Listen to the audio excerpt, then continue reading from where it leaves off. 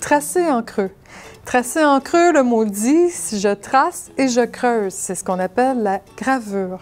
La gravure, je peux la faire de différentes façons. Souvent, les premières gravures qu'on va faire, c'est sur du polystyrène. Donc, on va graver avec un crayon sur notre polystyrène. C'est le contenant qu'on a à l'épicerie pour les fruits et légumes. Et puis, je vais tout simplement tracer. Il faut penser qu'à chaque fois que je grave, que je trace en creux, ce que je trace va être blanc à l'impression, puis ce que je laisse en surface va prendre la couleur. Polystyrène, de là, on peut penser à la boîte de carton, tout simplement, qu'on va tracer en creux avec un X-Acto. On a aussi la feuille d'aluminium qu'on va tracer en creux avec un objet rond pour ne pas le déchirer. Je peux tracer en creux, je peux graver un morceau de plâtre. Et nous, aujourd'hui, sur quoi on va travailler, c'est le linoléum. Alors, je vais tracer en creux, je vais graver une pièce de linoléum. Le linoléum, là, c'est le plancher de la cuisine dans bien des maisons. Celui-ci est plus souple parce que ça va être plus facile pour nous de travailler dessus. Donc, je prends ma pièce de linoléum, je vais prendre la pièce plus claire pour que tu vois bien. Je peux maintenant préparer ce que je veux graver avec un crayon à mine, puis déterminer ce que je vais retirer, quelle grosseur. Donc, tout ce que je vais noircir, bien pour moi, c'est clair que c'est quelque chose que je vais retirer au complet. Là, je vais faire des formes simples. C'est là qu'on va revoir les textures et les motifs qu'on a vus précédemment, puis qu'on va s'en servir, parce que la beauté d'une gravure, c'est qu'elle est enrichie de textures et de motifs. Donc, j'ai préparé mes choses. Maintenant, on passe au comment faire.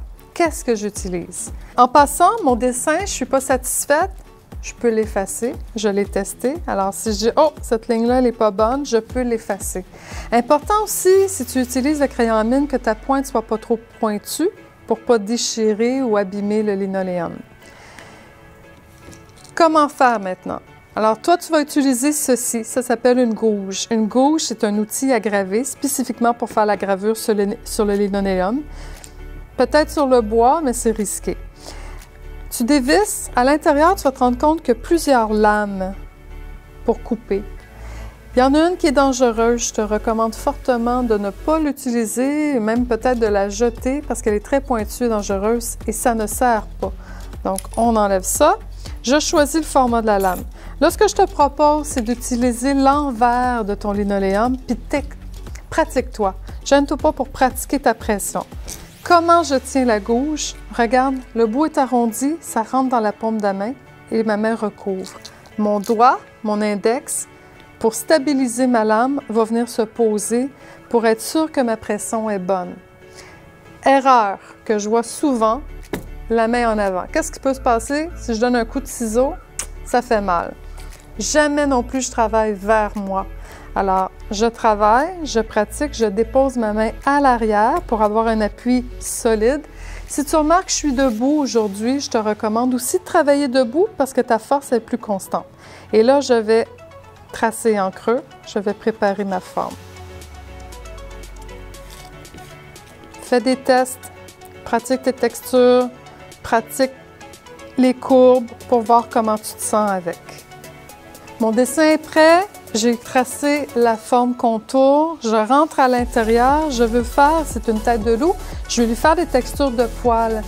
Je tourne ma plaque pour m'assurer que mon mouvement va vers l'extérieur. Faut pas oublier ça, hein? Faut pas chercher à se casser le poignet. Faut être le plus confortable possible quand on crie. Et là, je vais pouvoir faire ma texture de poils. Pense qu'à chaque fois que tu ajoutes des textures, c'est là que ça va être le plus beau à l'impression.